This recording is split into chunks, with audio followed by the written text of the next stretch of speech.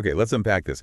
Have you ever picked up a book, maybe a spiritual text or something philosophical, and it just felt massive, like trying to climb a mountain of ideas? Oh, definitely. Some texts just present these huge concepts about reality, God, our place in it all. It can be pretty overwhelming. And then sometimes you find one that makes this extra claim that didn't even come from a human author, but it's like a revelation from celestial beings. Right. And that claim itself, well, it adds a whole other layer, doesn't it? How you even approach the thing. Yeah, you start asking, okay, where do I even begin with this? Especially if it's supposed to be so vast and, have this unusual origin. Exactly.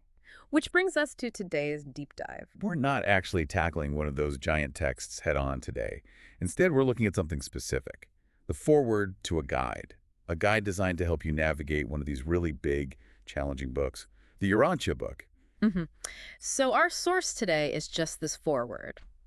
And our mission, really, is to figure out the approach this guide takes. How does it try to make these huge ideas about cosmic origins and destiny, accessible to you? And right off the bat, the foreword gives us a big clue. It says the guide actually grew out of a class series, a 26-week class focused on exactly this stuff. Yeah, that origin story is interesting. It immediately signals that this is meant to be like a structured learning tool. Because the Urantia book itself, as the foreword describes it, lays out this incredibly vast cosmology. Right. Everything from God's nature to where individual souls are headed. And the forward admits, look, this can be overwhelming for people. So the guide came about because it's difficult. Precisely. It seems it was born from recognizing, okay, people need a more careful, systematic way in, especially for those really foundational concepts at the beginning. Okay, so let's start right there. What's the main challenge the Urantia book presents, according to this foreword, that makes a guide necessary? It really emphasizes the sheer scope. The cosmology is just so comprehensive, covering these immense ideas. It can feel, well, daunting. It's trying to absorb the whole universe at once. Pretty much. The foreword is quite upfront about that. It says the vastness and complexity can make those initial concepts feel overwhelming. Got it. So the guide comes from this 26-week class. Yeah. How did the class structure then shape the guide itself? Well, the class was sequential. It moved step by step. Starting with basics. Yeah, starting with really fundamental questions like what is reality, and then building up gradually towards, the nature of God, the structure of the universe, humanity's role, stuff like that. And did it focus on specific parts of the Urantia book? Because the book itself is, well, enormous. It did. Very focused. The foreword says the class, and therefore the guide, honed in on the Urantia book's own foreword and its first 31 papers. Why those specifically? Because, according to the guide's foreword, that's where you find what it calls some of the most challenging yet essential concepts. They basically lay the groundwork. The philosophical and cosmological framework. Exactly. You kind of need to get a handle on those to really engage with the rest. So the guide aims to preserve that systematic, almost conversational classroom feel. Okay, now this is where I found it gets really interesting, stylistically. The foreword mentions that the guide consistently refers to the person who taught the class, Dr. Roger Paul, in the third person. Ah, yes. That choice. Why do that? Why wouldn't a guide based on his class just say I or we? It seems a bit formal. It's a very deliberate choice, and it points directly back to the nature of the source material being discussed. Remember the claim. The Urantia book presents itself as a revelation. From celestial beings, yeah. Not human knowledge. Right. So this guide, however helpful, is explicitly presented as one person's attempt to interpret and explain those revealed concepts. It's an interpretation. It's not the source itself. Ah, so the third person is meant to draw a clear line. That's exactly it. It maintains a constant distinction. On one side, you have the claimed celestial source material, the revelation. On the other, you have the human interpreter, Dr. Paul, acting as a guide or explainer. It's like a signal of humility. Sort of, yes. Appropriate humility when dealing with material claiming that kind of origin. It constantly flags for the reader.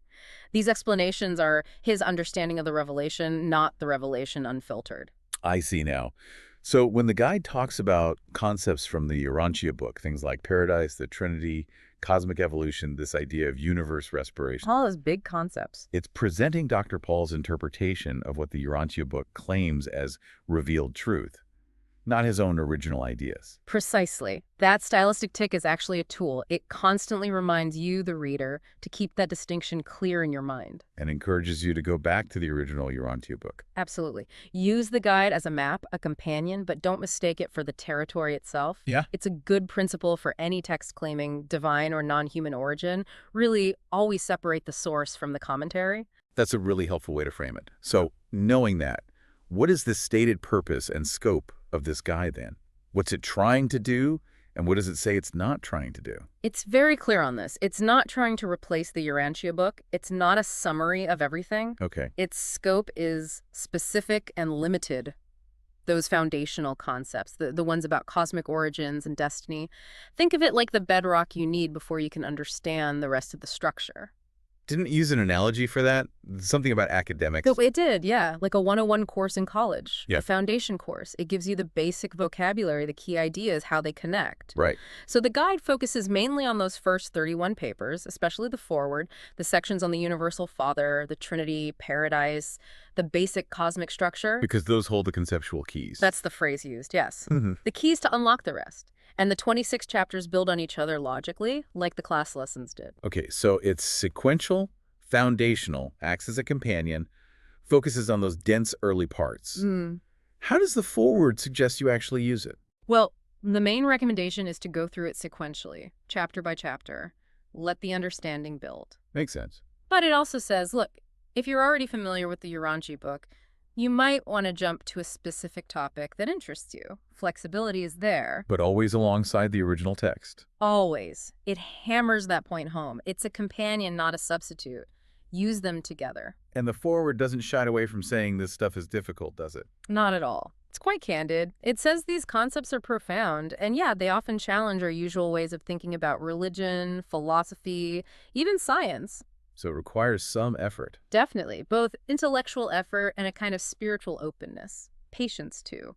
It actually normalizes finding some ideas tricky or abstract at first. Which is good to hear. Yeah, it says the material is designed to sort of expand your consciousness gradually. It's okay if it doesn't all click instantly.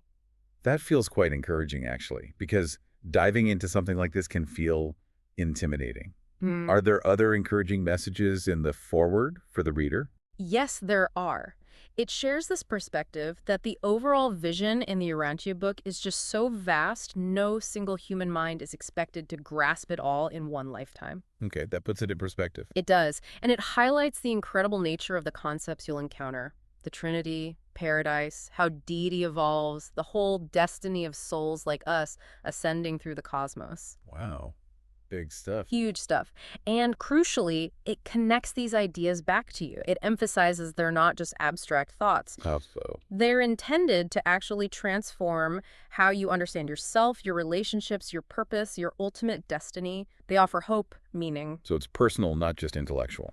Very much so. The foreword literally calls it an invitation into a cosmic adventure, one that starts right now and stretches out into eternity. A cosmic adventure. I like that framing. And it reinforces that understanding grows slowly. It mirrors the spiritual journey itself, a gradual ascension toward greater truth, beauty, and goodness. The guide is just offered in service to help you on that path. That's a really powerful way to link the challenge of the material to a personal unfolding journey. Okay, and finally, the foreword loops back with a very clear disclaimer, right? Yes, a critical one. Reinforcing that distinction we talked about, it explicitly states again, the explanations in the guide are interpretations. Interpretations of concepts from the Urantia book, published back in 1955. Correct. And it strongly recommends studying the original text right alongside the guide. And it assigns responsibility. Really? It says the interpretations and explanations, those are the human author's responsibility. The original content, that belongs to its claimed celestial sources. It just circles right back to that fundamental point. Guide as human window, book as claimed revelation. Okay, so let's pull back. After this deep dive into just the foreword, what have we really learned about this specific guide? And maybe more broadly, about how you might approach complex texts, especially ones claiming revelation. Well, we've seen this guide as a very structured, systematic tool. It came out of a real classroom setting, which shaped its approach. And its purpose is very specific. Right, to help unlock those initial, foundational, and admittedly challenging cosmic ideas in the Urantia book. It's not trying to be everything. And I think the key takeaway, especially for you, the listener, engaging with this kind of material, is understanding the why behind the guide's Yeah. approach, its origins, its focus, and especially that third-person style. Exactly. That style isn't just a quirk, it's a constant reminder that distinguishes the interpretation from the source. That's a valuable skill for navigating any text claiming non-human origins. This guide is basically one explorer's map for your journey. Yeah. Which leads to a final thought, maybe. This whole idea of a cosmic adventure, of understanding, developing gradually over a lifetime. Hmm. It makes you wonder, doesn't it? What does it really mean to engage deeply with ideas that claim to come from beyond human understanding?